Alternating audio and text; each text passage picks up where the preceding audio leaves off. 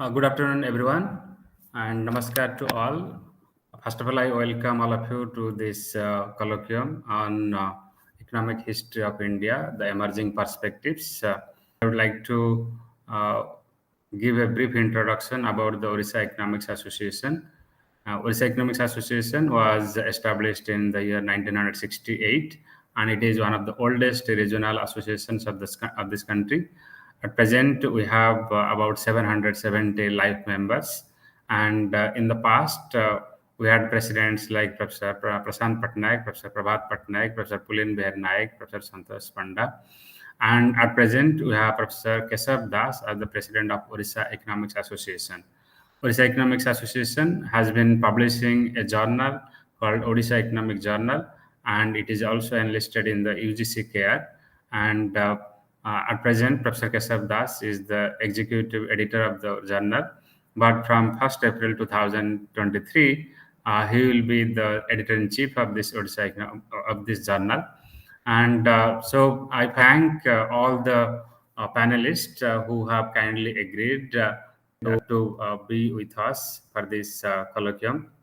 And the credit actually would go to Professor Keshav Das because he was instrumental in establishing the contact with Professor Tirthankar, right? Professor Ravi Ahuja and Professor Chinmay Tumbe. So I thank Professor Tirthankar Roy, Professor Ravi Ahuja, and Professor Chinmay Tumbe for kindly agreeing to give their time and share their knowledge with all of us. And I also thank Professor Keshav Das, the president of OEA, for establishing all this contact. So, with this brief note, I now invite Professor Keshav Das, the president of Orissa Economics Association, to preside over this meeting. So, Thank you so very much, Amarendra. In fact, on behalf of the Orissa Economics Association, let me express our sincere gratitude for this very, very special event. Sincere gratitude to all the three very distinguished scholars, and not just because of their scholarship. I also think that the topic on which we'll be sort of discussing today is also something which brings all of us together. This reminds me that way back in 1982, we had this two special volumes known as the Cambridge Economic History of India. These were co-edited by Tapan Rai Chaudhary, Irfan Habib, and Dharma Kumar. So for once, for the Indian students and also students across the world interested in Indian economic history, these were the two key volumes. And whenever we sort of did any research, we always thought there has to be a background in history at least, or historical perspective is what we are taught. But then later, almost 2 decades later, in July 2004, there was this very important article by Tirthankar Roy in the Economic and Political Weekly, sort of very significantly titled Economic History and Endangered Discipline.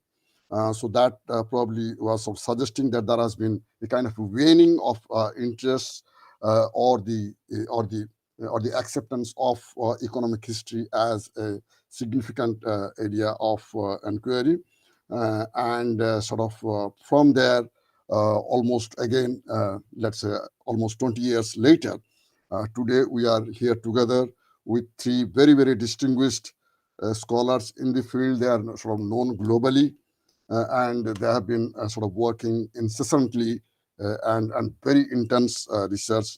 They have sort of research work they have produced, and we are very happy. We are very privileged at the OEA to have them together on the same platform. In fact, several people with whom I shared the poster, shared the information about this colloquy, they were so very happy that these three extremely well-known, very well published, and extremely scholarly sort of three that they are coming together. So that is our main sort of source of happiness. But we are also looking forward to sort of newer perspectives, and which, of course, will come to know from the speakers. But before that, and let me not sort of pretend that I'm chairing the session. In fact, I think the main role of sort of conducting this event is with Professor Chinmay Tumbe. So let me start introducing him briefly. He's a relatively younger person, but extremely well known and has done significant work.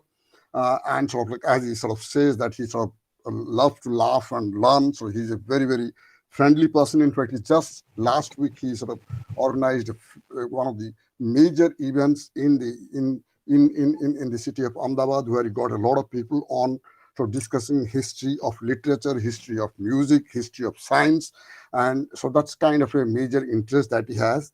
And he's currently a professor at the Indian Institute of Management in Ahmedabad. He did his he also has been an alumnus of the London School of Economics and Political Science. He was with the Indian Institute of Management, Bangalore, Ruia College, and he studied also at the Rishi Valley School. He was also a member of the Tata Institute of Social Sciences, Hyderabad. He had a very, very distinguished career at a very young age. He sort of received what is known as the JAM Honored Fellowship at the European University Institute in Florence. And also he received the Alfred D. Chandler Junior International Visiting Scholarship in Business History at the Harvard Business School in Boston. Two of his very, very significant books, which are sort of like much discussed, much acclaimed books. The one is known as the India Moving: A History of Migration, published in 2018. And the second book, The Age of Pandemics, 1817 to 1920. So these are two very significant books that have sort of come from Dr. Tumbe, and he's also a member of the Lancet COVID-19 India Task Force and was a member of the working group on the migration working group on migration of the Ministry of Housing and Urban Poverty.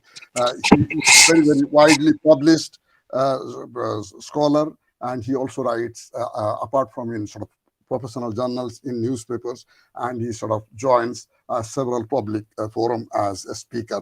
So with that, let me move to Professor Ravi Ahuja again. I mean, he's a very, very distinguished scholar.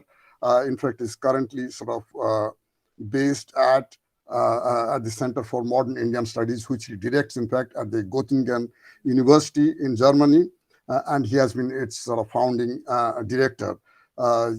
Professor Ahuja has a very, very interesting sort of repertoire of work. His sort of research spans history of labor, urban history, history of infrastructure. In fact, I think some of that also relates to Orissa, the social history of war, and he has done excellent work on a variety of issues relating to labor. And also kind of huge challenges that they're facing. Some of his recent books are The Distress is Impossible to Convey, British and German Trade Union Reports on Labor in India.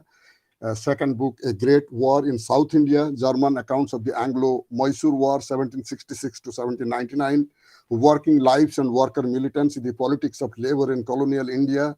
The other book is When the War Began, We Heard of Several Kings.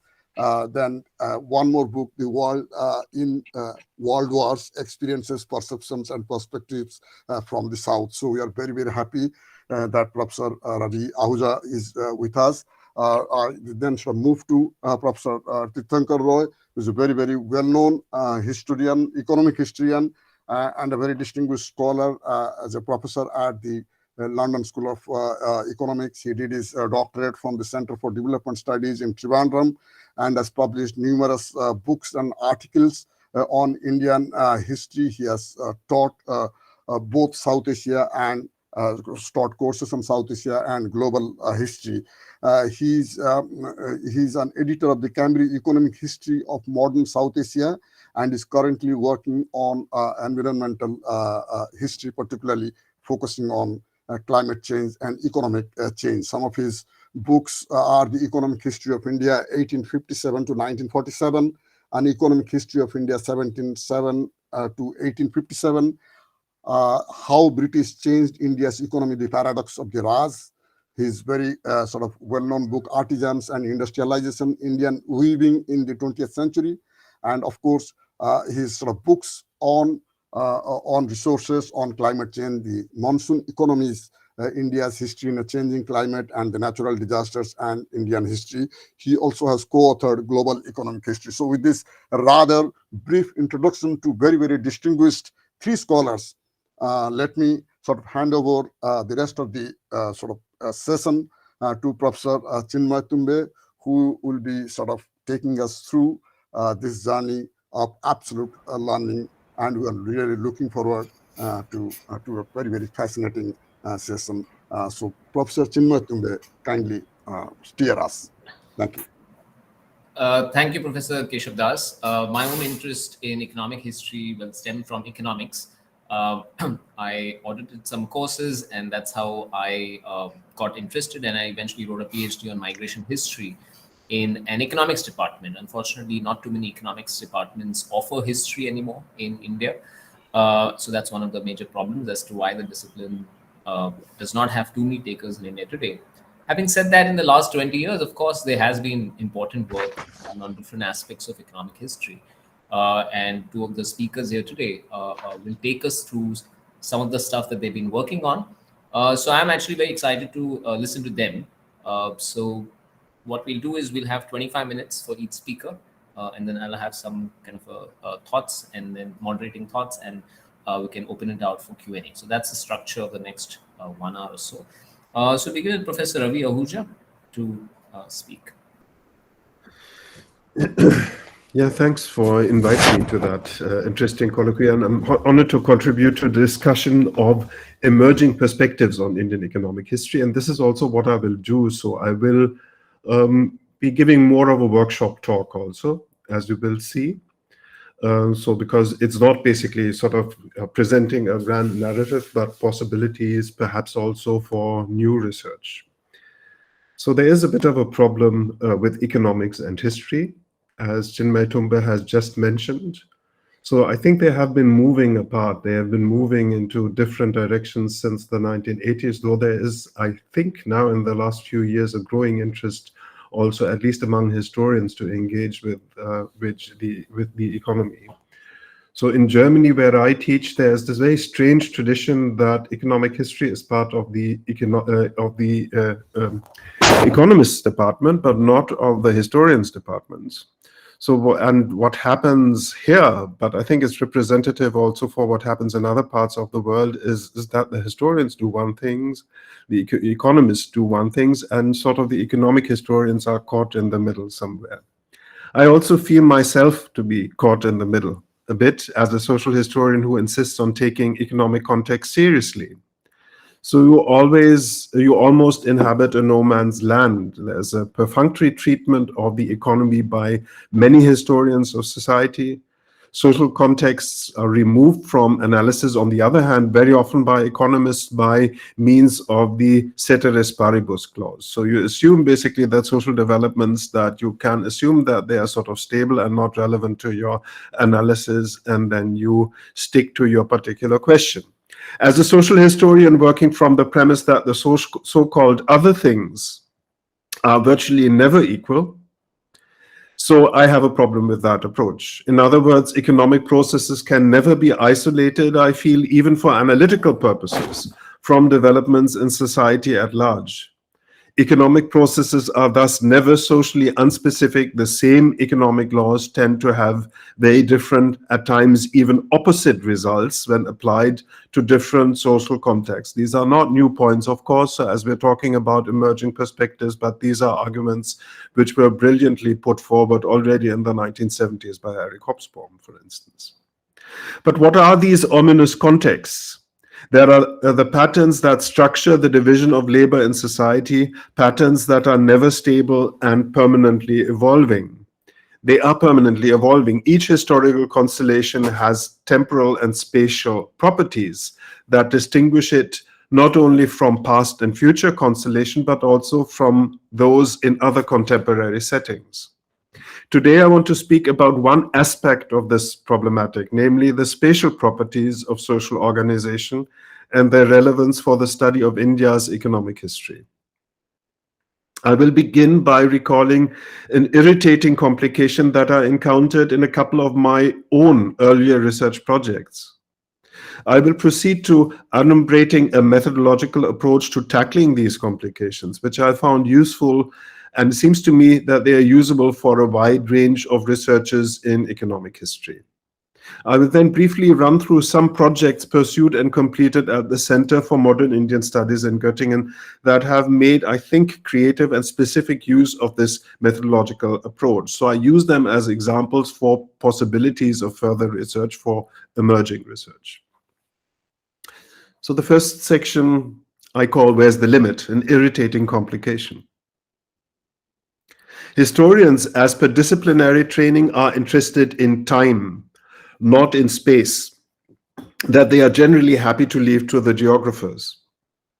Time appears to be the central category for the patterns of change that historians are keen to understand, while space seems to be the stationary, inactive, propertyless foundation of historical change. Time is believed to be dynamic, space is believed to be a given. If these are complex philosophical issues most historians cannot be bothered with, they inadvertently tend to proceed from the above premise when they begin their research. They give much more attention to defining the period of time their research is concerned with than to defining the space of relevance. They write on the economic history of Kolkata, of Orissa, of India, the British Empire, or some other preconceived space, and only stop to think when they try to delimit the period to be covered by their project. This is exactly what I did myself during my first postdoctoral projects, one being concerned with the Indian Ocean maritime labor market under British imperialism, another with the development of transport infrastructure in colonial Orissa. But in both projects, I experienced a very similar complication. The more progress I made in terms of archival research, the more my material seemed to strain and escape the spatial frame I had defined at the outset of my project. The assumption that the spaces of relevance were a given became untenable. They simply refused to be as stationary as I had conceived them. In both projects, the space of relevance could be determined only in the process of examination and proved to be a research problem in itself. Let me explain.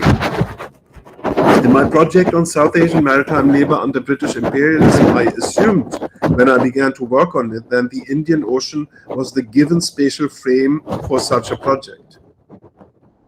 In the process, I learned, however, that the socio-economic practices I was researching, namely seafaring, generated their own spaces of relevance.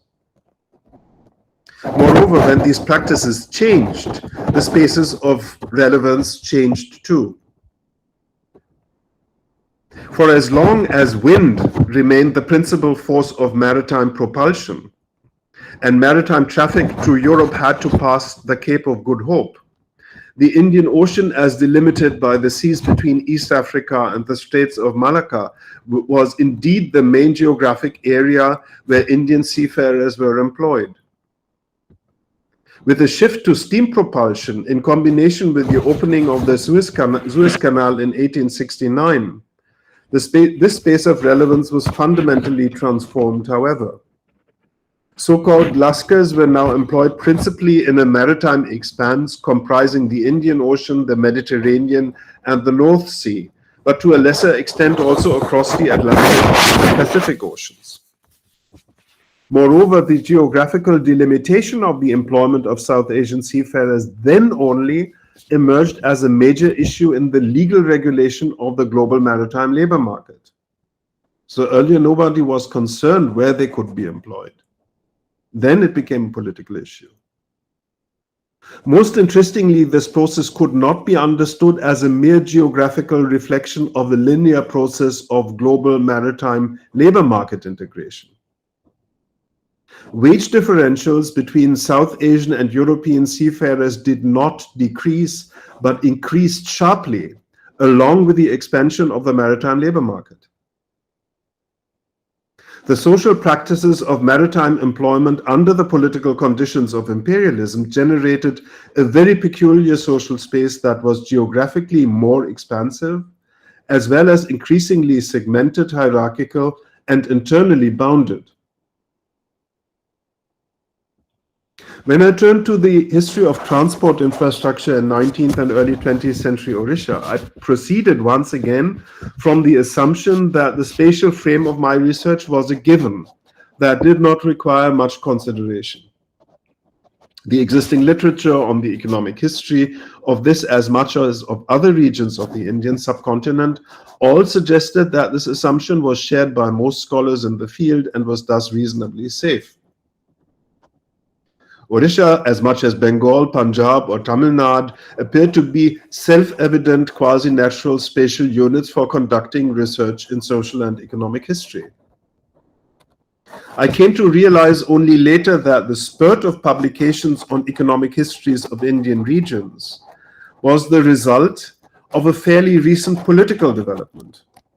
Just as the emergence of an Indian economic history had been stimulated by and directly connected to the rise of Indian nationalism around the turn of the 20th century, the proliferation of regional economic histories was linked to the rise of linguistic states as an increasingly important political geographical scale in the decades after independence. And nationalist as well as regionalist historiographies tend to write the histories of their respective territorial units back into a remote past. Whether these spatial denominations are borne out by the actual social spatial practices of other times is often not even recognized or admitted as a relevant and legitimate question. The difficulties I experienced were much more concrete, however. I discovered early on that in order to understand the changes brought about by colonial rule in circulation and transport infrastructure, I needed to embrace a long-term approach that looked back to the late pre-colonial period, that is to the 18th century. So I needed to know what was the circulatory regime before colonialism to understand the impact then of what happened in the 19th and early 20th century. But as I did so, I noticed that the regional scale of social space, as defined by the social-spatial practices of the people inhabiting and circulating in it, seemed to have changed. They seem to have changed its character between the 18th and the early 20th centuries. So to put it very simply, Orissa at the turn of the 19th century was an economic region mainly structured by its rivers, not only in terms of irrigation and agricultural production, but also in terms of circulation, as the rivers closely connected the coastal plains through the hilly Garjats to the central Indian highlands. Salt trade as well as pilgrimage traffic were important components of the socio-spatial division of labor. Orissa at the turn of the 20th century had been redefined as a region, however, not only by the suppression of the previously important salt trade. When the colonial government's infrastructural policy focused on the interest-bearing construction of railways and navigable canals, circulation both from the coastal plains and the western Garjats was reoriented towards the colonial metropolis Kolkata, while the circulatory channels along the Mahanadi and other rivers deteriorated and direct exchange between the coastal and interior subregions declined. The region's internal coherence, as well as its traditional connection with central India, were thus weakened. In other words, the socio-spatial practice of infrastructural investment did not result in an even process of market integration, but in a massive strengthening of certain market links at the cost of others. The wider implication of this finding was, of course, that earlier econometric speculations on the social savings effected by railway construction had glossed over the very unevenness of this process and over the social costs of this unevenness. I come to the second section of my presentation. I've partly gone ahead of myself as I have used concepts like social space and spatial scale without defining them properly. We need to do this now to understand their theoretical and methodological implications, as well as their potential for further research. Historians tend to use the concept of space in purely metaphorical terms. If they talk, for instance, about public space, they are generally not speaking about any particular space with material properties, but use the concept of space in the sense of an empty container to which various kinds of attributes can be attached, for instance, that of public. Space is then some kind of abstract, empty expanse, a tabula rasa, on which to write at will. Is then social space too a kind of metaphorical space without intrinsic attributes? No, it is not. Philosophers like Henry Lefebvre, geographers like David Harvey, Neil Smith, and Doreen Massey, as well as urban sociologists like Neil Brenner, developed the concept of social space in a very different way. Social space is not an empty suitcase, but a concrete spatial configuration shaped by social praxis. Social space is, in other words, a set of spatial relations that are created as humans make use of concrete physical spaces. This takes us to the next clarification. How is social space then different from physical, geographical space? Are we just inventing an unnecessarily complicated concept for what economic geographers have done all along? That is, to look at physical space from the point of view of economic resources and their distribution. No, we don't. Social spaces are concrete and have very material dimensions without being a subset of physical geographical space. Distance is, for instance, a category relevant both to physical and social space, but would not be measured in the same way. The physical distance between Kolkata and Cuttack, for instance, can be measured in miles and kilometers and will not change. The distance between the two cities in social space can be measured according to the amount of social energy necessary to cover it, which is permanently changing and has so most drastically since the 19th century. Their distance in social space will thus be measured in time and cost, rather than in any measurement of length.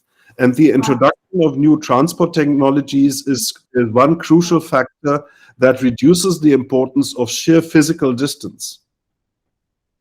This is just one brief example for a larger problem elucidated by the above scholars. Social spaces are generated through human practices. Human practices conversely leave more or less permanent traces in social space, generate spatial structures. One such structure is that of scale, the relevance of which I can once again only adumbrate briefly.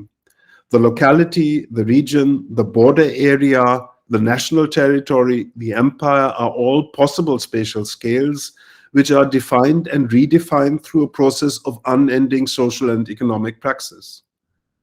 The social praxis has a multiplicity of dimensions and forms of expression. Economic historians might explore it through phenomena as different as labor migration, grain trade, industrial relocation, or currency circulation.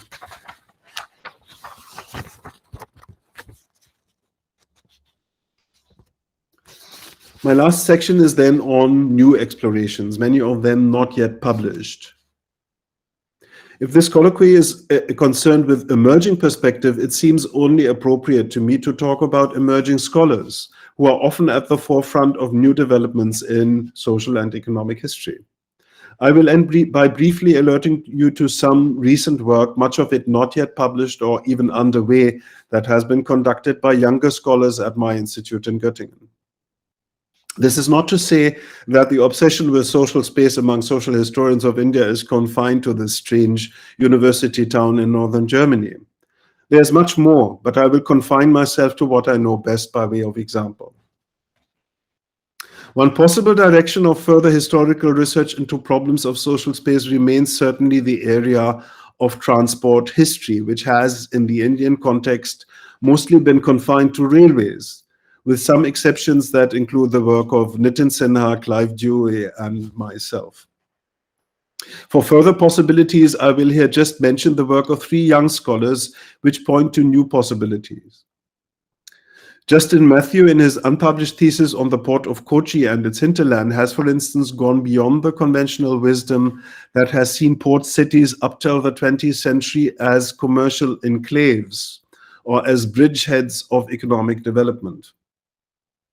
In exploring the social spatial interaction between the port city, the backwaters, the coastal plains, and the plantation areas in the hills, he has painted a rich picture of integrated social spatial transformation since the 19th century that affected the region's economy as much as its ecology and social structure.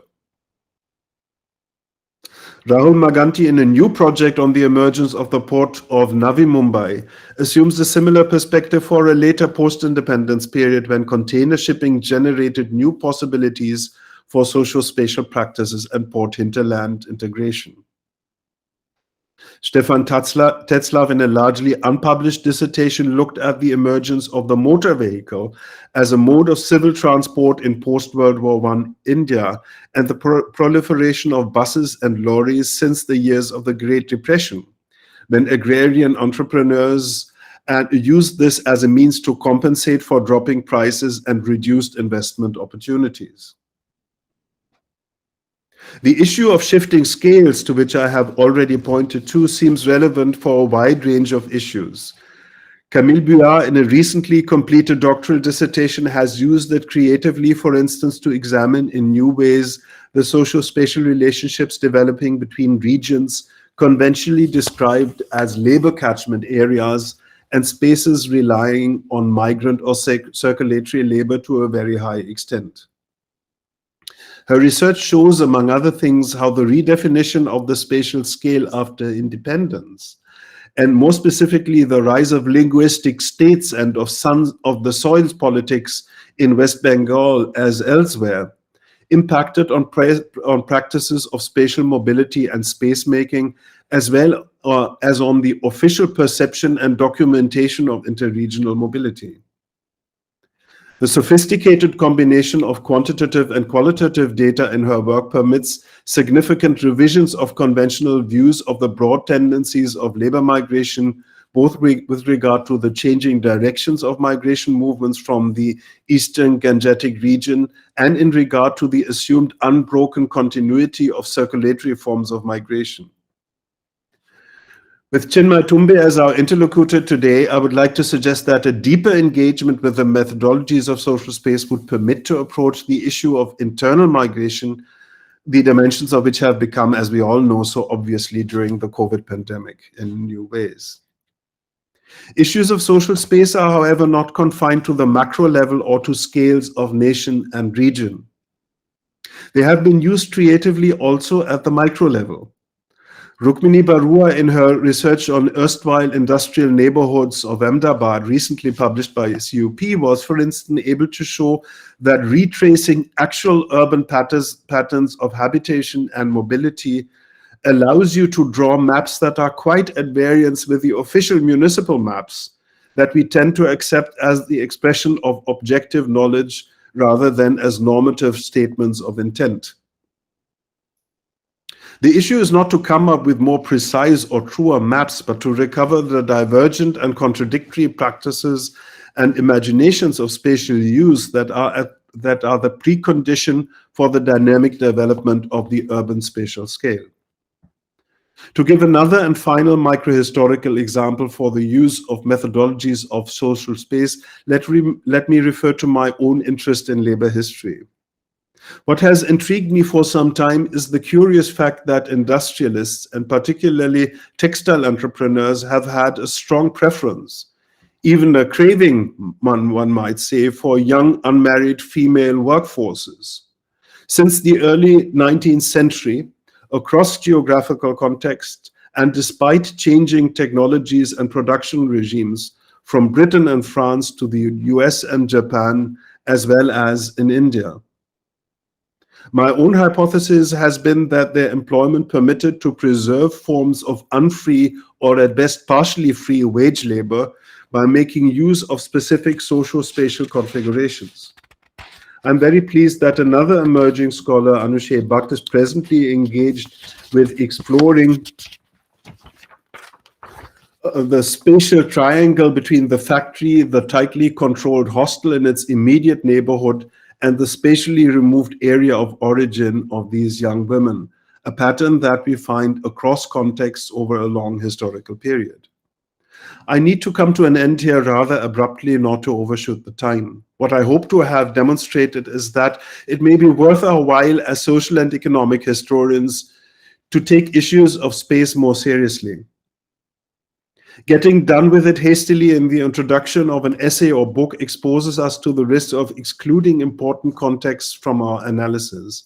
Social space, I hope to have shown, belongs to the category of things, in inverted commas, that are never equal, but rather in permanent dynamic transformation. They cannot be shot down, therefore, with the economist's methodological silver bullet of ceteris paribus. Thank you. Thanks a lot, Professor Ravi Ahuja. The major emphasis being on the idea of social spaces, how it's been applied in your own work, and also a bunch of studies, very important studies done over the last few years on Ahmedabad, on motor vehicles, and I think a lot of this, the idea of circulation, which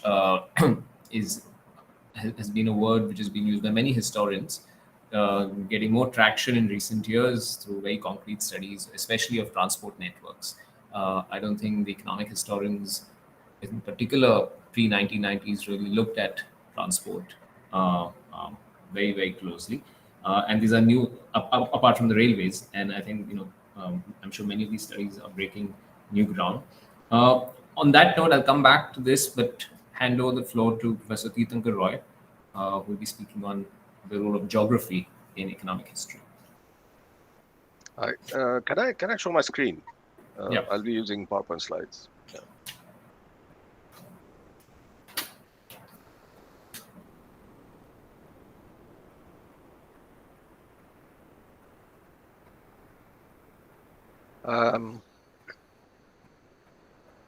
Okay. Where do I click? Present now? There's an up arrow. Yeah. Up. Okay. Oh, all right. Okay. Let me see that. Right. There's an arrow pointing upwards. Yeah. Okay. Your entire screen. That didn't work. Yes, please share the entire screen. Oh, okay. All right. Fine. Okay. Share. And can you see this? Not yet. Now we can see. It's loading. You can. Okay. Good.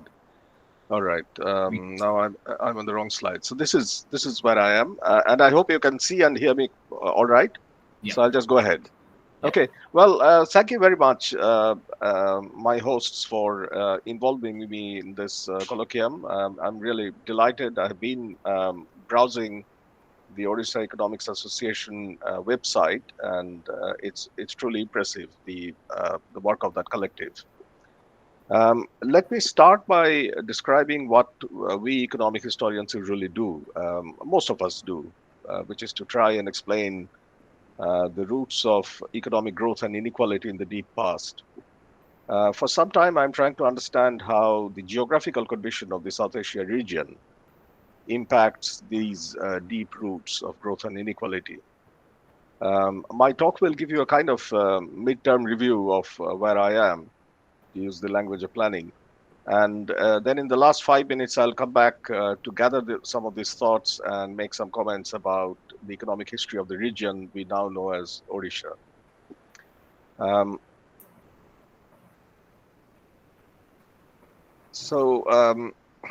The fact that geography shapes long-run economic change is almost axiomatic in economic history. I mean, no one will deny that it does.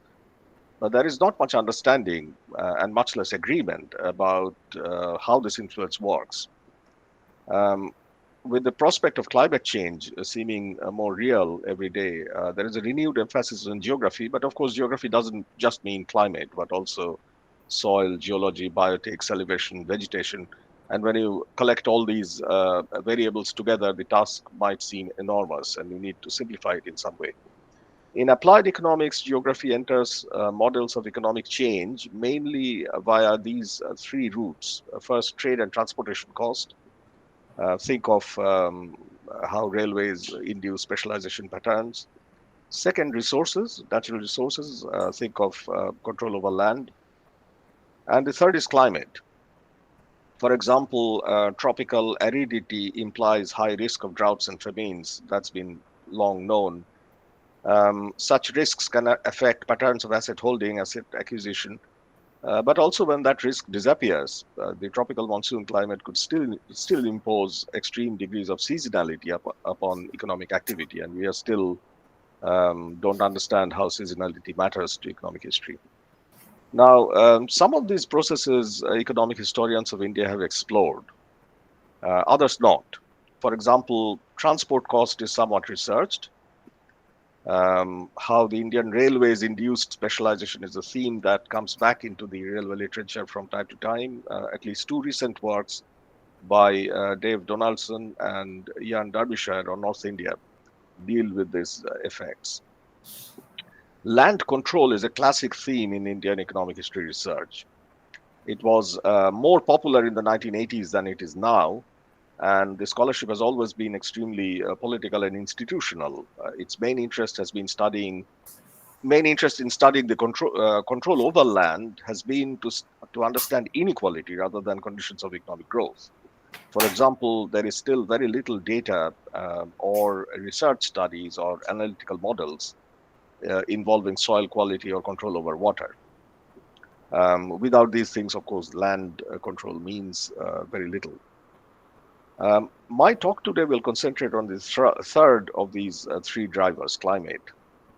I'll talk about it not because it's the most important variable in understanding growth or inequality, but because I'm working on it at the moment, and we are all interested in climate nowadays. Now, a good starting point is this general idea about where most of India, not all of India, not the deep south, not part of the Indo-Gangetic plains, not the Himalayan mountains, but most of India is a climatic zone known as monsoon tropics, tropical monsoon. It's a technical term. The tropical monsoon lands have two features. One is the extreme heat that dries up surface water for a long stretch of the year. But parts of the tropics also experience the actions of the intertropical convergence zone, which that's the convergence between trade winds, which bring seasonal flooding or rains. And that's commonly known as the monsoon in most parts of the world, although monsoons are very different in intensity and type. Now, for a very long time in India's history, heat and monsoon made the cultivation season relatively short. Variations in rainfall, which was the only security against aridity, but it meant the risk of floods or droughts if rains failed or rains were excessive. Now, these conditions did not influence equally all parts of the large region. Some parts of the seaboard could access the stable flows of a deltaic river, or by trading with the rest of the world could reduce their dependence on agriculture and therefore the risk of droughts and floods. The Himalayan mountain range created a river system which carried water throughout the year because of snow melt. And you have similar rivers in other parts of the tropical region. Some of the strongest empires of the ancient and modern worlds, as we know, formed in the Indo-Gangetic basin because of this feature. But these were not the norm, and floods and famines elsewhere could also upset the less vulnerable regions. For a long time, population growth rate was relatively low because of very high risk of famines.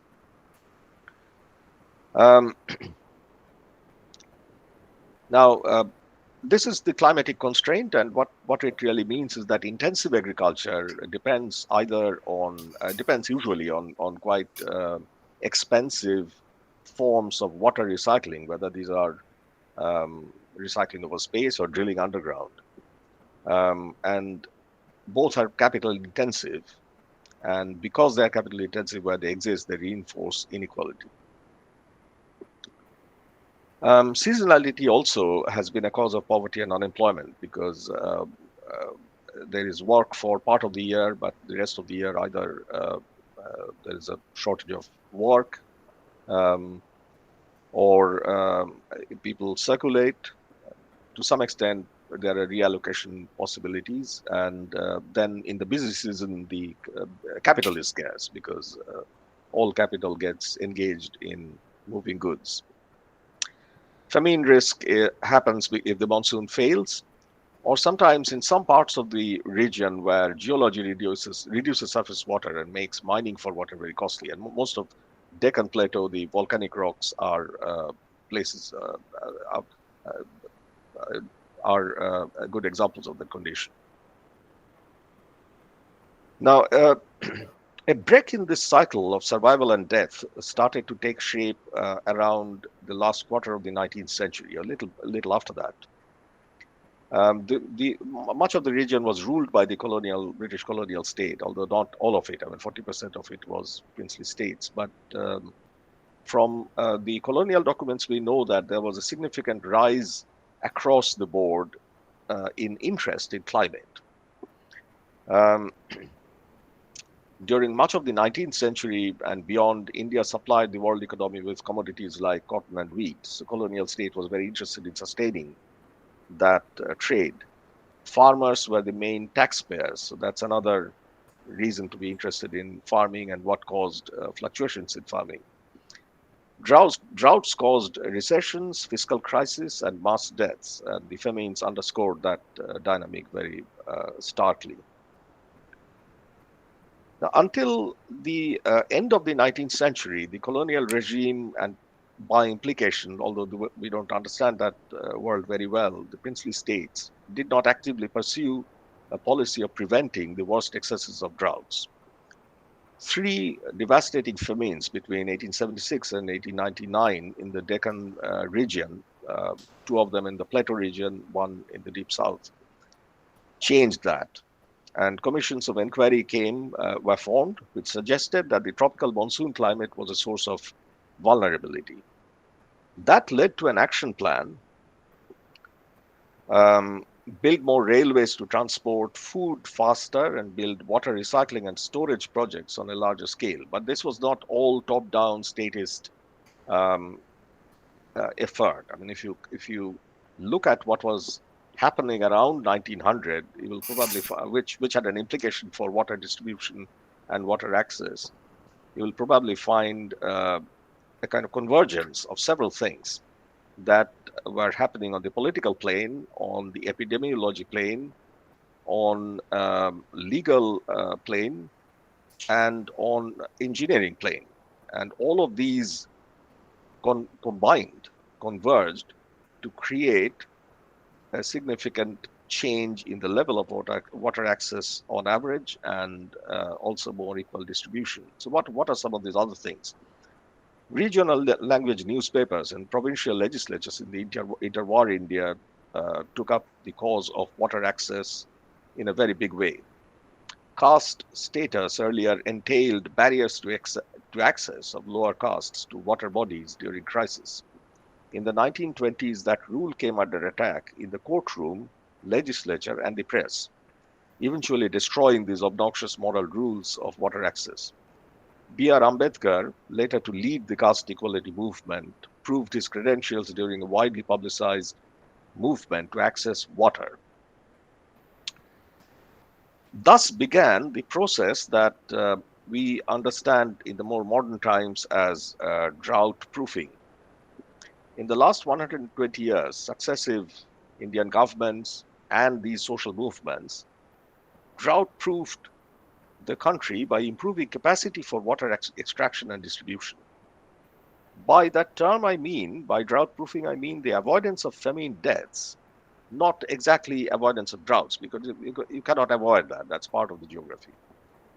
However, you can create immunity to some extent, and that immunity is still a work in progress. It's a very uneven process, but it did happen.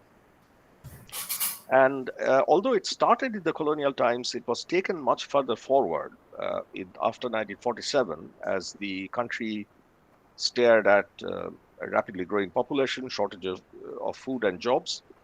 And politicians responded with plans for hundreds of river valley projects, which produce cheap electricity to create sustained industrialization, and as well as irrigation to grow food. In the late 20th century, another instrument joined that battle, which is deep drilling for groundwater. And in this way, per head water access increased from something like 200 to 800 cubic meters per year from 1885 to 2015. These efforts, these projects sustained an extremely impressive transformation in India. And of course, the huge implications of that process included green revolution, industrialization, cities, a whole lot of other things that sustain India's emergence. Building immunity to climatic shocks, however, came with a price.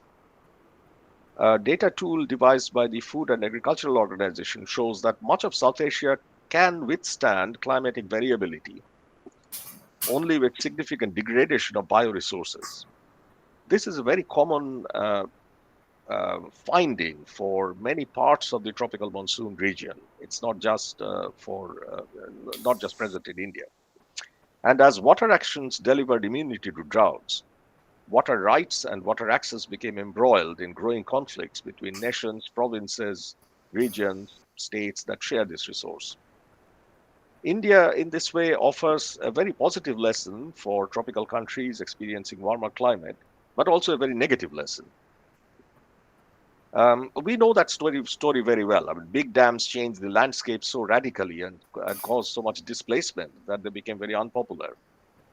As the dam controversy worsened, groundwater exploitation grows, lax regulatory law, cheap or subsidized finance to buy drilling tools, encouraged reckless well construction. In 2020, almost 80% of urban and industrial water use came from deep wells. And at the same time, between 1995 and 2004, but the trend continues, the proportion of the Indian population living in unsafe districts, that is, where aquifers are sharply declining in capacity to recharge, increased from 7 to 35%. Global discussions on sustainability largely overlook this crisis or this syndrome, if you like. I mean, it emphasizes carbon emissions, but much of the tropical world's experience shows that that water, rather than emissions, is the most critical problem. It's the most precious resource for economic growth in the tropics. Climate matters so far as it impacts water, and that impact is still a work in progress. Understanding that impact.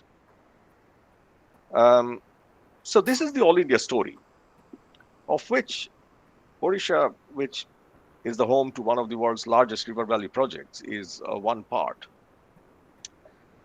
Some accounts tell us that big dams in the state are not in a perfect state of health, which is also part of the larger story that I told.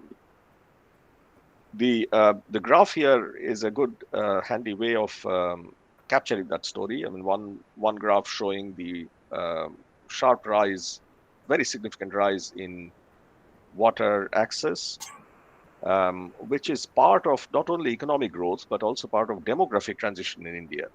The fact that the famines that I spoke about earlier, the late 19th century famines, the dryland famines, which are primarily triggered by widespread shortages of water, then became rarer. Droughts happened. Drought is a climatic event, but they didn't lead to mass deaths because there was more water available in other ways. That's the story. However, the dotted line, which gives you the exploitable water available as a proportion of the total resources, has also seen a very significant decline. Now, that kind of cross you will probably find in every country in the world. It's the slope of that declining line which is the most worrying, and it's very sharp in India. Now, that's the general story, but I will end with some comments which use some of these ideas to suggest how we might think about writing the economic history of a region like Orissa. I mean, that's of course has been going on for a long time, and I'm not suggesting that here is a completely. I mean, we should do it in a different way, but here is some additional agenda that you might want to explore. Now, to start with a very general problem, historians of India have long struggled with the problem of how to write the history of its regions. India is diverse, India is big, it's a collection of regions with very distinct identities, their histories, and also geographical conditions. We need to write about regions, even build a sense of India as a sum of regional histories, and famous scholars have long recognized that need, as you see in the statement by Chris Bailey and David Washbrook. The time and the time when these statements were written, there was a rethinking of economic history and larger political history in India about historiography, how you write this history, and there was a sense that without a good description of the regions, without a good understanding of how regions differed or how they were similar, there is a risk of overstating the pan-regional processes like colonialism or globalization. That's where some of these statements came from. Now, when I look at Orissa since the 19th century, it's a region in which I'm very interested for lots of reasons, but partly for travel purposes and partly also that my wife's family comes from around Puri several centuries ago. But when I look at Orissa since the 19th century with a geographical lens, the lens that I've just described to you, I think of four research projects that I would like to see develop, and that seem to be quite crucial in understanding this region's modern economic history. First, the difference between the uplands and the deltaic plains, river valleys, and the seaboard. Colonial India's famous railways did almost nothing to integrate the economies of these parts. The Orissa famine reports, 1860s, revealed how little communication there was between the administrative centers and some of the interior regions which had been suffering scarcities, and how little commercial transactions happened between the plains and the uplands. So one unfinished project would be to study how that relationship changed. When and how did these regions start to become more integrated, and what the processes were? Was it politics? Was it trade, investment, migration, technology, communication? That's one set of projects that I'd like to see developed. The second set of projects will be about droughts and mitigation. With a rather limited prospect of intensive agriculture, Orissa in the past was exposed to droughts, severe droughts. Although the Orissa or the Ganjam famines of 1866 and 1888 were the most well-known of these episodes because of the existence of documents, there were many others which are much less well documented and understood. Now, how that kind of risk impacted lives and livelihoods, how it changed over time, how it mitigated over time, and what role did water extraction, food distribution patterns played in that process, form another set of questions that link up to my broader pan-regional geographic agenda. A third thing that I'm very interested in is the seaboard. As I said, the story I told, the geographical condition I told about tropical monsoon seasonality didn't impact all regions equally. And one of the regions that were often exceptions to the rule were the seaboard, because they could access the deltaic rivers or they could trade outside. And Orissa seaboard has been a famous trading zone in the past. English factory records tell us that in the late 17th century, possibly the last quarter, Balasore was possibly a bigger hub of Asian trade than Madras, Masulipatam, or Hooghly. Much of the 18th century saw a restructuring of trade on the eastern seaboard and a change in the relationship between the Orissa coast and the Bay of Bengal. A very good resource on this, not exactly a systematic resource, but an interesting snapshot of that change was Fakir Mohan Senapati's autobiography, which captures the final stages of that process. And it came from Balasore, of course. A fourth agenda would be, just in case anyone calls me a geographical determinist, I should say that politics matter deeply in everything, of course, but in Orissa's history, along with geography, in the way that Orissa, as we know, was part colonized and part ruled by the princely states. Most princely states were in the uplands. And how did that difference matter? Now, in current economic history scholarship, there is a renewed interest in the Indian princely states, both as a political entity and both for their economic implications. But there is a tendency for historians to think that they can understand the princely states by comparing them with British India as the other of British India in some sense. But that really doesn't work. I mean, you read the history of some of the states and you realize very quickly that they were too different one from the other to make that, to put them in one bunch as the opposite of British India. And a good sense of that diversity one can find again in Senapati's autobiography. He was Dewan in several of these states and had a very insightful, intuitive understanding of how they worked. And one of the intuitions was that the states did not actually see themselves as something different from British India, but they compared each other. There was a kind of caste system among them, that's Senapati's term, which was a much stronger factor in princely identity and their policies. But also cutting across these hierarchies, and that's another of Senapati's intuitions. The states were generally weak as a fiscal unit. Land was of very little value. Much of these states did not have very well-developed agriculture. The kings struggled constantly to make ends meet, to the point that holding on to power was a big challenge. There were very few bankers that they could borrow from, practically none. And their power was limited by the power of the peasant and tribal councils. It's a very precarious form of state, an unfinished project, and generally not of a capacity that could make a very significant difference to conditions for economic growth. So I'll just end there. I mean, giving you some possibly ideas to think about in the discussion part of this session. Thank you. Thanks a lot, Professor Roy. Important points on climate, on geography in the context of Odisha, much of it, of course, based on recent books that you've written. And of course, the points on how to think about droughts in Orissa, particularly the idea of also the last point, which is on politics and the fact that British ruled Orissa on the coasts was quite different from the more hinterland and much more kind of areas ruled by local chieftains, princes, and so on. I'll just build on to actually both these presentations and again focus on the context of Odisha, because I think that's of really real interest out here, and maybe speak a little bit more. I'm going to take about 5 minutes. And then I'm going to ask a few questions, both to Professor Ahuja and Roy, in terms of contrasting very different styles in their presentations that emerge.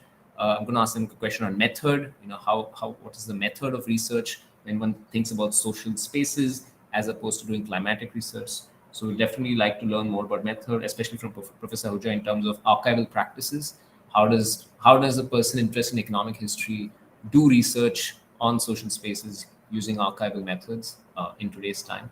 And to Professor Roy also, that question will come on the method of doing research in this place. Where does one get data from?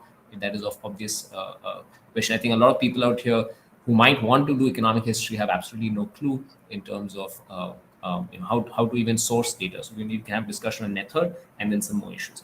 But I just like to show one particular map to foreground some of the discussions out here, which is something that I work on, which is a migration map.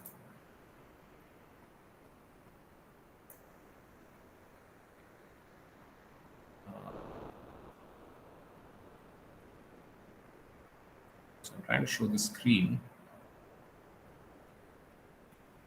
I think you have to give me rights to share screen.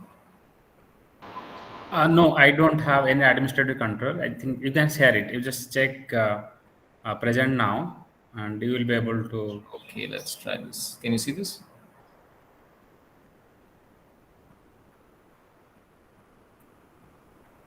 Yes, yes. Yeah. All right. So this is a map which is available on my website. It's if you're working on migration, there's a whole resource page on migration. But I think it's useful because it kind of helps understand, I think, a bit of what both Professor Ahuja and Ravi are saying. This is a map of out-migration data from 2007-8. But as I pointed out in a lot of my research, a lot of these red districts that you see, which are basically districts sending out a lot of people. Often these are mostly men working in circular migration streams. These migrations have been going on for a really long time. We're talking more than 100 years in many of these places. And the red cluster in Orissa in particular is very famous, or in the sense that it has been sending out people now for literally more than 130 years. So this is a 19th century migration, which is still going on in very high intensity, what I've called in my book as the Great Indian Migration Wave. So the red basically shows you districts where almost more than 1 in 4 people have gone out, right? And you'll see, of course, connecting to what Professor Roy was saying, how important geography is. So one of the principal determinants of this map is population density. Why Kerala and Bihar. Kerala is the richest state of India on many metrics. Bihar is the poorest, and yet they have similar rates of out-migration is because they have very high population density on arable land. Of course, a lot of people from Kerala going to the Gulf, people from Bihar, Eastern UP going different places. But both these places send out a lot of people, and that's again geographic determinism out there. But then you have also other reasons. When you start talking to migrants, when you look at the literature, in Bihar, for instance, a lot of people historically moved out because of flooding. Not because so there's population density, but there was also a lot of flooding which pushed out a lot of folks from there. In Rajasthan, it was often desert ecology. In the Himalayan states, often it was more opportunities. Those networks started with military recruitment, often understudied part of migration networks in India. A lot of migration networks in India, for example, started with military recruitment. And on the west coast, whether it's Ratnagiri and Bombay and so on. And you'll see a lot of the Deccan Plateau, actually, where those famous or infamous famines happened, never really kick-started major out-migration. And that's a big paradox, actually, or puzzle in Indian economic history as to why some of the most badly hit places of famines, did not really start these migration streams. But now connecting, again, with both these themes, if you look at Orissa more closely, tend to look at the particular region. And again, going back to what Professor Ahuja says, the region keeps changing. If you think of Orissa today, in today's boundaries, obviously that was not how it looked like more than 100 years back. But if you just think of Eastern India, south of Calcutta as a region, there is something very different happening along the coasts as opposed to the hinterlands. So just that geographical partitioning is very important. Almost all of Odisha today is a high out-migration state, but the patterns of migration are very different. On the coast, it's much more semi-permanent, remittance-based migrations, whereas on the hinterland, it's much more short-term seasonal migrations. And a lot of this, again, comes down to initial endowments. I think another important point in the economic history of Odisha is, again, the sheer vastness of the tribal population, very unique demography. Scheduled tribes, about 22% of the population, whereas the all India number is under 10%. So there are different demographics in different parts of the state. And I think that matters, of course, when you think of economic history. So to add to what Professor Roy was saying in terms of the points that he was thinking in terms of economic history, for Odisha, the way I look at it, one, if you're studying, pre-colonial economic history, the one word that comes to my mind is this Bali Yatra, right? And the fact that the Bali Yatra is still celebrated as a festival, Bali being, literally a long way off from Orissa, but this pre-colonial trade, which was very vibrant. And unfortunately, I have not really seen good accounts of this trade. And if any of you have, access to some of these old documents and so on, that would be very interesting. Two, Professor Roy mentioned droughts. I'll mention cyclones. I think the real big concept in Odisha's economic history is cyclones. And I don't think they started in the 19th century. They must have been there throughout. So, I mean, we know today the history of the cyclones, the super cyclones. In my book, I pointed out it's happened about 15 times recorded since the 1860s. And cyclones have battered the coasts very often and has led to a remittance psychology. And that is the third point, that is Odisha's economic history of the last 140 years is closely linked to the idea of remittances. Professor Ahuja mentioned the circulation of people, of commodities, of currency. And I think that's very important, that the circulation of money, that is, Odisha has been connected first with Burma, massive migration across the Bay of Bengal, and today to Gujarat, the state I'm currently in. Massive amount of money flows from Gujarat to districts like Ganjam, Puri, along the coast. So the remittance economy of coastal Odisha has deep roots, and those roots start in the middle of the 19th century. And connecting with Professor Roy's point, connected with ecology or climate at one point, and connecting with Professor Ahuja's idea of social spaces, these migrant networks were very wide, but they also changed dramatically, and that needs to be further explored. From about all of them going to Burma 100 years back, a lot of them are now going across India, but especially Gujarat. And how this transfer of the migration network happens is, to my mind, an underexplored topic. It's not really been well researched as to how an area of a source region completely switches. This is, of course, coastal Odisha. The western Odisha part is very different. The migration are much more short-term, seasonal, and so on. So with these remarks, I'm going to now stop the presentation. I'm trying to see how to stop the presentation. Yeah, all right. And go back to Professor Ahuja and ask a simple question, Professor Ahuja, in terms of method. If a person is a student of economic history, what are the kinds of archives, for example, a lot of the students you mentioned have been using, and what kind of archival practices are emerging in this field, especially to explore this idea of social spaces? What are the kind of concepts or categories that people are looking at? Is it wages? Is it personal documents? Just to give some sense of how does a person go about physically doing about this research on social spaces?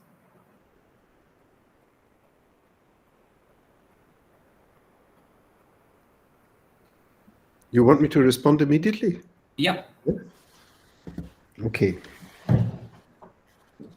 Yeah, perhaps this was partly a bit abstract what I was saying. So you are now trying to talk about sources, actually, also with me. So I'll respond to that. But before I do so, perhaps a bit in responding to Tirthankar Roy's presentation also.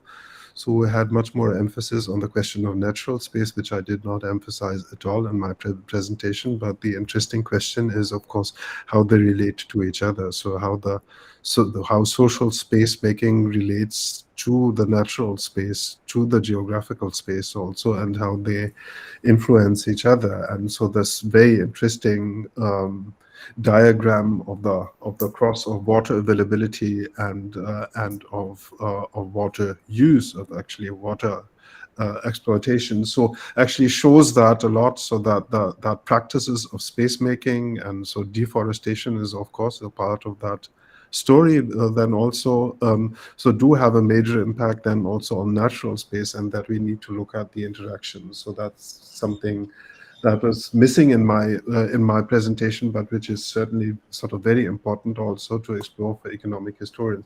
So how do we go about it in practical terms? So I think in terms of economic history, so there is Oh, what was that? So I think there are a number of possibilities which have not been explored sufficiently. So if we look, for instance, at the question of the history of migration, for instance, what kind of sources could we use? So there are, of course, sort of district level materials that we find on outmigration, which we can assemble and which we can make systematic use of. And you have done that also in your own work. But I think we can actually also go beyond. So there are other possibilities of not relying on state sources, which is always a bit of a problem, and to look for other material. So Camille, who I see incidentally, who has also joined this discussion, had this very interesting idea to map money transfers. So in one of the rare cases where a crime was committed in one city in eastern UP, and money was fraudulently appropriated by a post official. So you do actually get a sort of very detailed account from where money was received from all over, which gives you a very different kind of migration map than the one that you would be able to retract from looking only at district level administrative materials. And if you go into the present, so I think then sources also need to be used in a wider sense. So it is partly archival material, but partly it is also spatial practices that leave their own traces, so that leave their traces in the landscape or leave their traces in other ways. So one idea, one project I would like to see, for instance, in migration history and in migration studies, is a systematic account of the development of bus networks within India. Yeah, which actually gives you an idea of changing patterns of circulation between the different regions. Yeah, as labor migrants very often use the buses, for instance. So the bus network in itself and the directory itself, that is an important source actually to use to make sense of the forms of social space making that I was referring to give that example. And then just to use the occasion to emphasize one of my hobby horses, and this is the Orissa Economic Association. So something like an appeal, what proved to be very, very useful for my own research, and includes a lot of material also on princely states, for instance, is a massive set of sources which badly need to be preserved and need to be catalogued and need to be made available. And so these are the Board of Revenue loose records. Okay.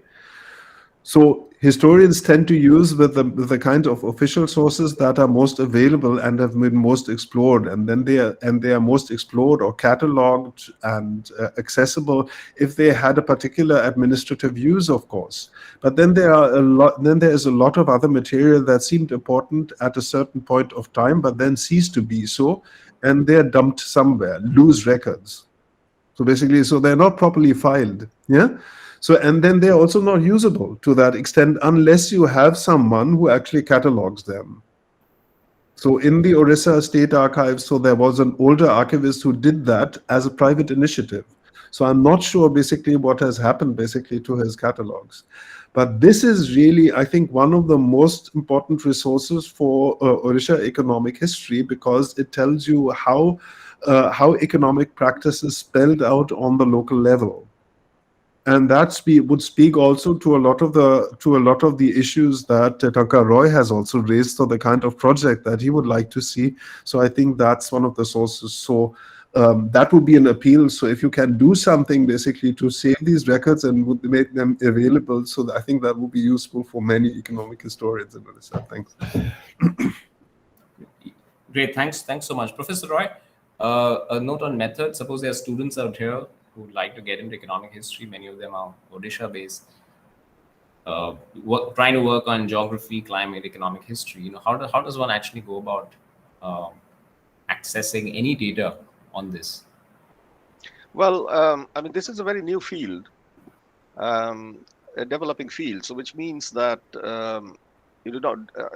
I mean, as Professor Ahuja mentioned, I mean, there are records which are unexplored, or that they have not been read for this purpose. So you have a question, and then you begin to reread some of the sources to see whether they suggest anything on this question. Now, that's the way that official sources could be used. I mean, you can go back to very conventional resources which are about taxing agriculture or settlement reports, and try to read between the lines to see how adaptations to local environments happen and how that changes. That's one project that needs to be done and that waits to be done. I'm not saying that nobody's doing it, but there's a lot more that we can do because part of the story is very local and very regional. But of course, having said that, I mean, there's a larger constraint that all economic historians of India face exists, which is that the colonial sources are extremely limited in their range of interests. Most state papers are, at least in the 19th century, I mean, before the state thought that producing data is a public good. Before that, most state papers are, I mean, you have lot on trade, lot on fiscal system, but almost everything else, the state is really not seriously interested in unless there is a reason to be interested in. So you won't get a ready-made body of resources in the colonial archives which talks about adaptation to climate. But you know that's no reason to be to give up that project. I mean, you can still go back to the sources and extract quite useful material.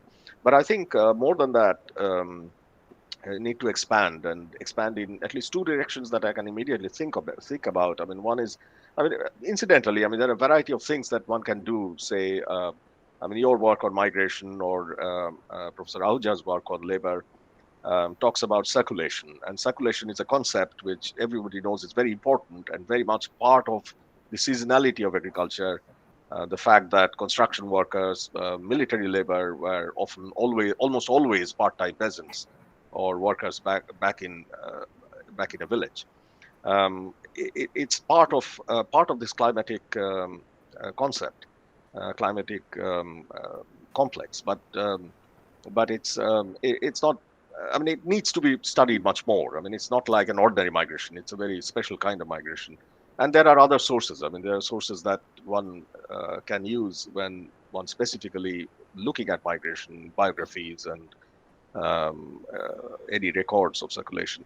But more broadly, there are two types of things that one could bring into this discussion. I mean, one is archaeological evidence.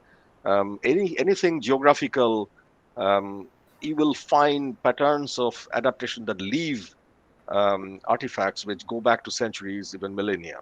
I mean, water storage, for example. Now, the problem with, I mean, one can track history based on water storage data that comes from archaeological studies. The problem is that archaeologists don't do economic history. Most of them don't.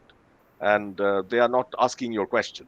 So very often they are extremely focused on a particular locality and the type of project. And you'll have to, it's your job to construct a story which can speak to an economic historian based on that fragments of data, but there is a lot that can be done in that way.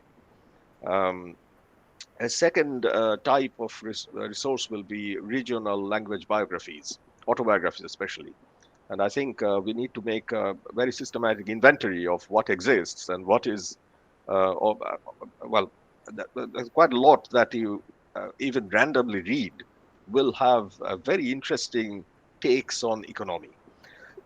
Sorry. I mean, it's not just the biography I mentioned, which is very much economics focused, because that's what he did. I mean, he was Diwan in a state which was running out of money all the time, and he had to procure money. So it is very much Senapati's bread and butter. I mean, how do you resource money for development? However, that's just one example. I mean, if you look at the some of the Parsi wealthy elite, the kind of biographies that they left in the 19th century in Bombay, again, it's very much focused on the kind of economic complex that they were a part of. Not always business history, but in general, they're very interested in how the economy is changing and where they are in that change. So I'm sure that if you track 19th century biographies in other languages, you will find similar material. And I mean, some of this is very elitist, of course. I mean, it depends on who is reading them. But some of it could be also broader, suggestive of broader processes, which are very useful to this story. Great. In the interest of time, I'm going to take questions now. So I see Rajesh Khanna has his hand raised. So whoever wants to ask a question, there's a button on your computer like with a hand, which is basically to say raise your hand, and then I can see your hand raised. So like Amrendra has just raised his hand, and then you can unmute and speak. So inviting Rajesh first. Just keep your questions as brief as possible. Yeah.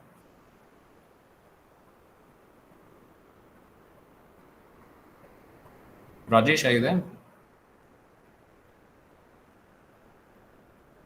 Okay, I'll move to Amrendra.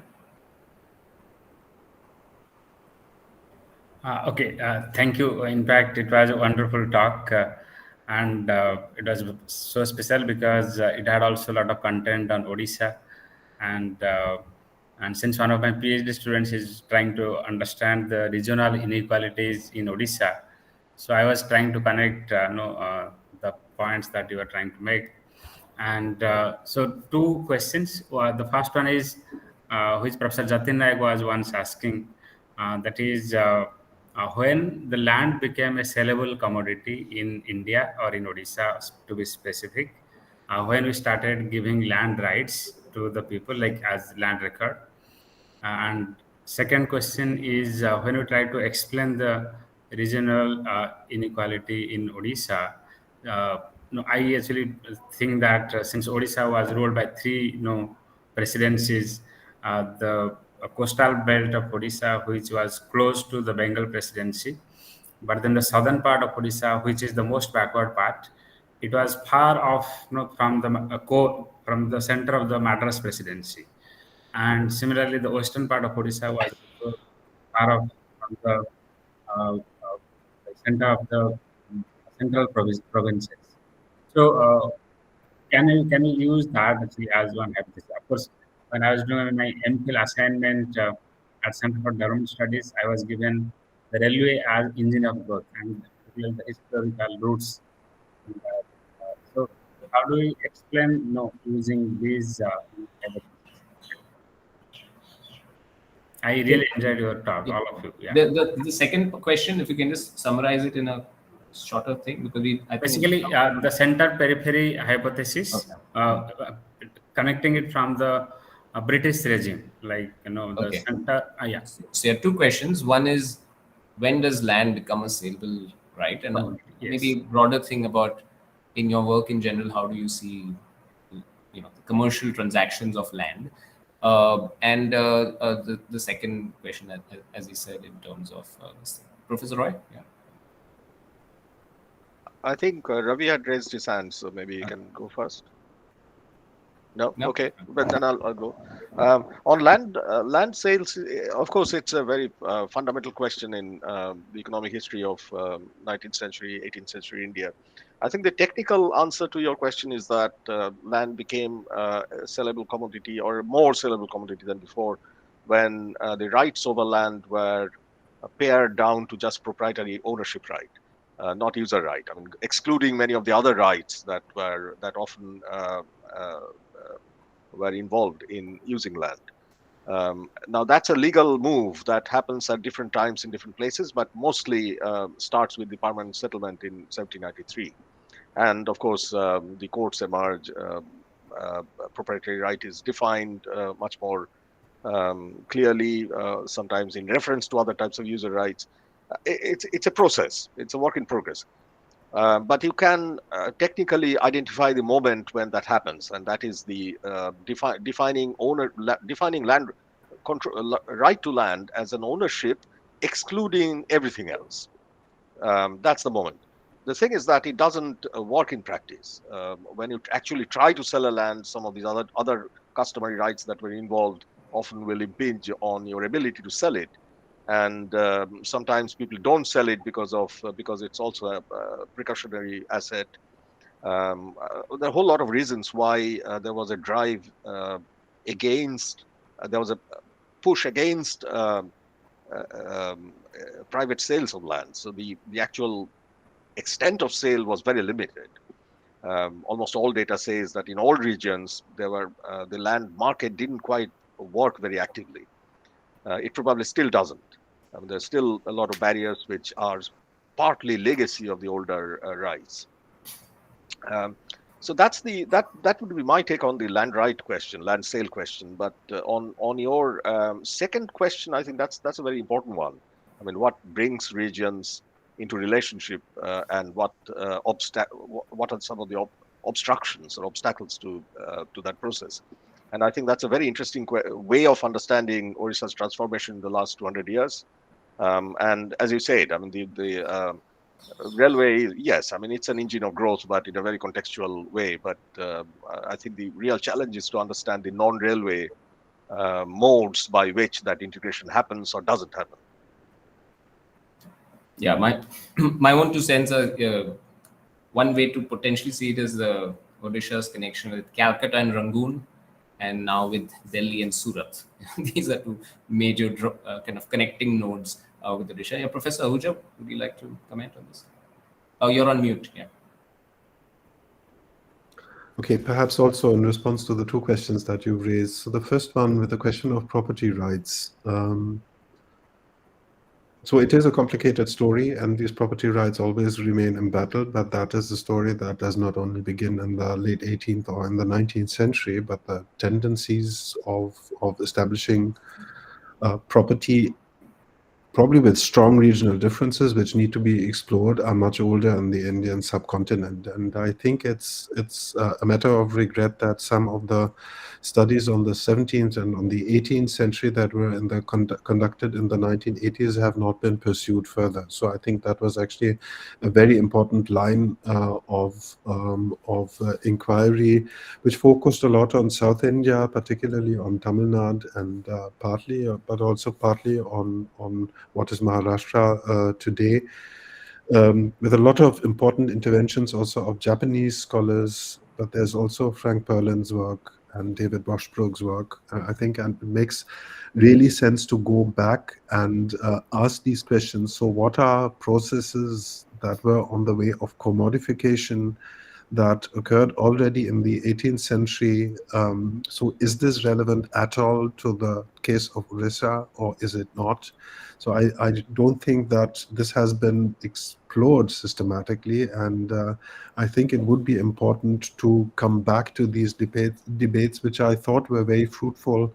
And now the debates on the 18th century, I think, have been narrowed down. They have a much narrower scope than they had in the 1980s, and that's, I think, a bit of a pity. So center periphery, if that is at all really the right image or the right metaphor actually to look at. So it is to explore the unevenness in socio-spatial development, I think, so which can take various forms, and the bipolarity of center of periphery may not always be the best way to catch this unevenness. So how could one do that in practical terms? For the case of Orissa, I would feel so the strong focus on the coastal region and on the railway lines and the direction that connects it to Calcutta, it might make sense to basically just look into the other directions away from the coast and follow the river courses, and basically see the development the development of trading towns along the rivers. Yeah. So, and to follow that history over a longer period, that actually may allow to perceive the changes in spatial relationships, the integration or disarticulation also of the region in certain periods much more sharply. And it connects also to the issue of looking more seriously at the princely states, not in isolation, but in a wider context. Great. So we're going to take two more questions. In the interest of time, we are already 7 minutes past. Let me invite Mr. Amlendu Jyotishi and then followed by Padmini Swaminathan. Short questions, short answers. Yeah. And it was quite interesting presentation, both Professor Ahuja and Professor Roy. This is a pretty selfish question because I have been working on these issues of fish and coastal issues, and both Professor Ahuja's work on maritime areas as well as Tirthankar's work on the commodity and markets. So that basically brings this question, basically the relationship between salt and dried fish. And I'm kind of trying to bring this together, basically, because dried fish was a commodity that was not only eaten in coastal areas, also used to go to the hinterlands, particularly plantation and tribal areas. And the legal systems, the restrictions around salt had come much before then coming to fish. The Francis Day and the restrictions or whatever regulations came, it was much later. So fish as a commodity was in that sense a lot more available, and salt restrictions were much earlier. So would you have some kind of thoughts around that, to where to figure out this kind of intricate relationship between salt fish and would salt be taken through dried fish in some form or other, those kind of illegalities, or whether those kind of forms are there or not? So just trying. Very technical question. Any responses from Professor Roy? I can go first. I mean, no, I don't have any offhand or knowledgeable reaction to that question, but I think you should talk to Sayako Kanda, who has worked on salt in practically all over India and published quite a lot, and also is very interested in environmental history. So maybe some of her sources will bring up the dried fish production as well, because those regions which are producing salt, especially in the Bay of Bengal area, were also big producers of dried fish. And I mean, it's an article of trade in the Bay of Bengal. We know that, but we don't know enough about that. So I think your work is very significant. Professor Ahuja? No, again, I have nothing specific really to add. So just a thought that comes to my mind. So if we look at these changes also between in the economic relationships between economic regions, and so you are talking about the transport of dried and salted fish to the interior. So perhaps we really need to look also at the changing composition of commodities that are being traded over time. So I think that's actually a good pointer to that. But that adds another question to your question. That's all I can do. Please. Yeah. Thank you, Padmini Swaminathan. Chinmay, can you hear me? Yeah, we can hear you. Yeah, I'm sorry I can't switch on because the weather conditions are unstable here and I don't want to lose. Sure. Yeah. Okay. Climate change. I was just wondering, either Tirtho or Professor Ahuja, how would you look at a social practice? You're talking about social spaces and something. How would you look at a current social practice and go back historically, methodologically to understand? I'll just give you one example. Like in Tamil Nadu, we have, during Pongal, we have this practice of Jallikattu. I'm sure you've heard of the Jallikattu, where you have, it's a bullfight, example. Now, the question is that when there were queries about who are these people who are let loose to fight with the bulls, which is a caste that does it, and how it is organized and all of that, a couple of years ago, it created a huge problem. And there were all these divisions in society about that this is a historical practice. It's a practice that has come down to us for ages, and we need to continue it. So my question really is, we have many practices which divides our society currently, which I'm sure it should have done historically also. But currently, when I take a particular social practice, how would I go back in history to understand this particular thing, and how would I make it relevant, in the present context? And that's something that keeps bothering me. I don't know whether I've made my position clear, but that's a question that I wanted. Yeah, Professor Ahuja, any reflections?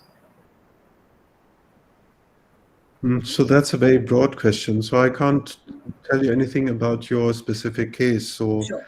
I can just say so that my own approach is to use the present as a resource to generate questions to ask, basically with regard to the past. Yeah. So I don't think it's by chance that this concept of circulation has become so important in historical research in recent years. So because the impact of circulatory practices on contemporary society are so strong that we ask ourselves, how was that in earlier periods? So that would be my approach. So I don't think, as many more traditional historians would think, that the past is a different country. So I think that the present actually does help us to generate questions that we can then address to the past. And there are issues that come up. So I remember my own research on Tamil Nadu, so conflicts about property in land in Madras city, going back to claims in the 18th century of people who were then called Parayan. Yeah, at that point. So which were legal conflicts that were happening in the last few decades actually take us back to these conflicts in the 18th century, and we can actually look at them. So it is, I think, possible to make productive use of conflicts we encounter in the present to approach the past. But what exactly the route is to approach the past with regard to your specific case, I have no clue about. I'm sorry. Professor Roy, any reflections? Yes. Well, my temptation was to say that I'll deliver this question to Ravi, but he came first. But I mean, I think it opens. Well, first of all, it's very, very good to hear you, Padmini, after a long time. Real pleasure. But I think it opens up a set of thoughts. I mean, I was thinking of what Chinmay said earlier about Baliyatra. I mean, there are these symbolic performances which point towards a condition or something that has been present, a sentiment that has been present for a long time, and a sentiment that is rooted sometimes in economic or livelihood practices. But then that context has changed, and you always wonder where did this come from? Where did this? What is it doing now? And there are, I mean, similar questions you can ask for perhaps quite a few such performative actions. Think of, I mean, there was a big deal about tribal hunting at one time, and there's quite a lot of record about that ritual hunting. So it really opens up quite an interesting question, which is, I think, part of the cultural history of adaptation to nature and how that process changed that we don't ordinarily think about. Yeah.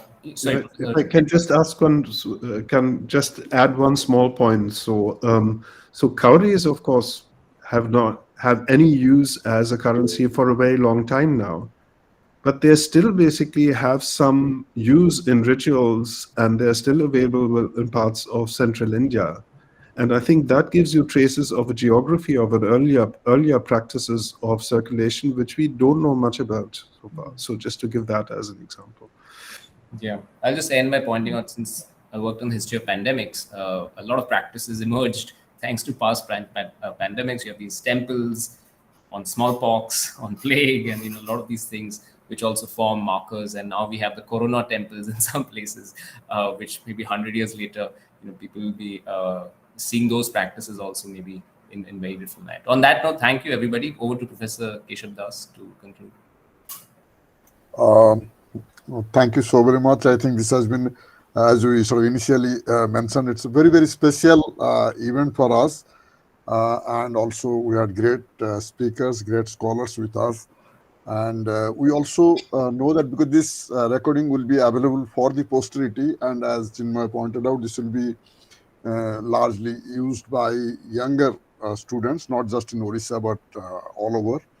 I think by sort of focusing on sort of newer trends in research in economic history, both Professor Ahuja and Professor Tirthankar Roy and even Chinmay, they have really opened up new areas of work. I mean, it is no longer as sort of we always thought that, I mean, unless sort of I sort of look into only the British records, sort of I can be kind of an economic historian, but a large number of newer issues focusing on the local or on the sort of the region, which probably raises a large number of newer questions, and also to see it through whether social spaces, natural spaces, or even sort of like circulation, as everyone mentioned. I think this has been a great session, and thank you so very much. I know that you three are extremely busy, but somehow you sort of responded very positively, very kindly. So with that, I thank on behalf of the Orissa Economics Association, I thank you. And maybe there'll be sort of opportunities when younger scholars might also correspond with you. in case they have any small little doubts or clarifications. I'm very happy to see many of the friends whom both, I mean, particularly Tirtha and me, we sort of know each other and know many of them. And very nice to sort of have this very, very special occasion. So thank you so very much. Thank you. Really enjoyed. Thank you. Thank you. Amarendra, you want to say something last as the secretary? Yeah, in fact, I had raised hand a little bit for Chinmay. Actually, if you allow me to again ask a question at the end before I again conclude. Since you raised this Rangoon issue and again the migration connecting to Gujarat, and it so happens that if I know it correctly, the Rangoon connection was also predominantly specific to Ganjam district of Odisha. Because I remember my say maternal grandfather, he used to tell he had gone to Rangoon and he had collected a lot of money from Rangoon and from Ganjam district. So and the same migration now continues to Gujarat. So do you have any specific explanation for this? Yeah, I mean, I have a whole chapter in my PhD thesis on this, but it is one of those districts. You're right, actually, Ganjam and Rangoon, but the northern districts are more connected to Calcutta, actually. But the switch happens, in the 1970s, really. The Indians are kicked out in the 1940s and 50s from Burma, so they can't go anywhere. But the cyclones are still there. The economy is still very fragile, and so they're looking for new opportunities. And it just so happens that they get this big break. By some accounts, in the gardens of Surat, but that's just a kind of anecdotes. But it's in the powerloom industry that they really make a big mark. And Surat has been India's fastest growing major city over the last 40 years. And Odia labor has been a huge part of that. But there's a lovely book by Biswarup Das called Migration Remittances, Odia Migrant Workers in Surat City. There's a whole book out there. And it's amazing when I did my field work, when I would ask a question, to tap into local history, like oral history, like, have you heard of Burma? And many of them wouldn't know what it is, but they've heard it. The word Burma is there in the consciousness because it was such an important part of the Bay of Bengal economy at that time. And that also points out how oral history can be an important way of doing research, tapping into memories of early 20th century and so on. Yeah, so it's very specific, to coastal Orissa in particular. So thank you so much, Professor Tirthankar, Professor Ravi Ahuja, and Professor Chinmay Tumbe, for enlightening us. In fact, I should inform that in our undergraduate courses of Indian economics, there is a specific unit, and I think there are 2 units on Indian economic history. So I think this lecture would be quite useful for our undergraduate students, moreover for the teachers, because this has been so enlightening for us. So thank you so much for giving us so much of time, and all credit will go to Professor Keshab Das, the president of OEA, for connecting with all of you. And again, you have been kind enough to agree to his invitation. So thank you so much. Yeah, thank you so much. Yeah. Okay. All right. Have